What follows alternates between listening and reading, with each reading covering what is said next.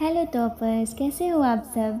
तो कल की क्लास में हमने देखा था टू स्टोरीज़ ऑफ फ्लाइंग का पार्ट 1 और आज देखेंगे पार्ट 2 जिसका नाम है द ब्लैक एरोप्लेन और इसके राइटर हैं फ्रेडरिक फॉर्सेट।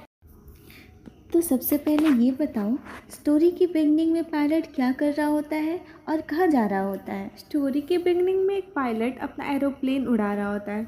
वो पेरिस से लंदन जा रहा होता है। रात का टाइम है, स्काई क्लियर है और सब कुछ बिल्कुल स्मूथ चल रहा होता है। पायलट काफ़ी रिलैक्स्ड होता है क्योंकि उसे लगता है कि वो इजीली अपनी जर्नी कंप्लीट कर लेगा। तो फिर प्रॉब्लम कहाँ से स्टार्ट होती है। प्रॉब्लम तब स्टार्ट होती है जब पायलट आगे डार्क स्टॉर्म्स क्लाउड देखता है। ये क्लाउड काफ़ी डेंजरस होते हैं। उनका कलर ब्लैक होता है और वो बहुत बड़े और स्कैरी लगते हैं। अच्छा, फिर पायलट का क्या डिसीज़न होता है, क्या वो रूट चेंज करता है। पायलट के पास ऑप्शन होता है कि वो वापस पेरिस लौट जाए, फिर स्टॉर्म के ऊपर से या साइड से निकल जाए, पर वो डिसाइड करता है कि वो स्टॉर्म के अंदर से ही फ्लाई करेगा क्योंकि उसे जल्दी लंदन पहुंचना है। और क्या ये डिसीज़न सही था। नहीं, ये रिस्की डिसीज़न था। जैसे ही वो स्टॉर्म के अंदर जाता है, सिचुएशन कंट्रोल से बाहर होने लगती है। तो स्टॉर्म के अंदर क्या क्या प्रॉब्लम्स होती हैं। बहुत सीरियस प्रॉब्लम्स होती हैं। सब कुछ पिच डार्क हो जाता है, बिल्कुल अंधेरा। एरोप्लेन वायलेंटली शेक करता है। कंपास काम करना बंद कर देता है। रेडियो भी फेल हो जाता है, मतलब पायलट कम्प्लीटली लॉस्ट हो जाता है। उसे डायरेक्शन का पता ही नहीं होता। तो उस वक्त पायलट क्या फील करता है। वो बहुत नर्वस और स्कैर्ड हो जाता है।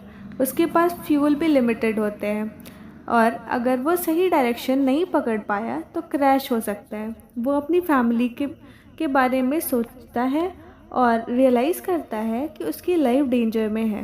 डेंजर में तो है ही। फिर स्टोरी में ट्विस्ट कब आता है।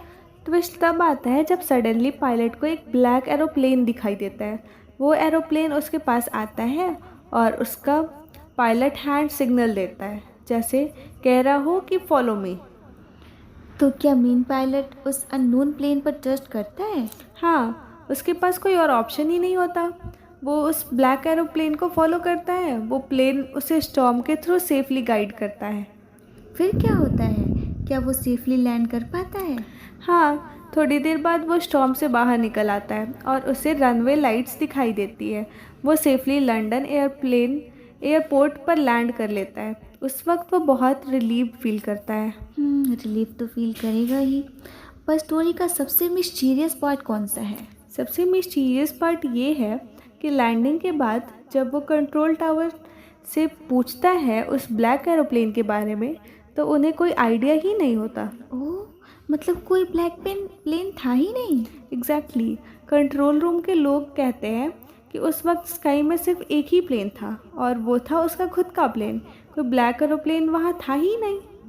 तो फिर वो कौन था जो उसकी हेल्प कर रहा था। यही तो मिस्ट्री है। शायद वो कोई सुपर नेचुरल पावर थी, या फिर कोई गार्जियन एंजल, या फिर इमेजिनेशन। स्टोरी हमें क्लियर आंसर नहीं देता और इसी वजह से ये और इंटरेस्टिंग बन जाता है।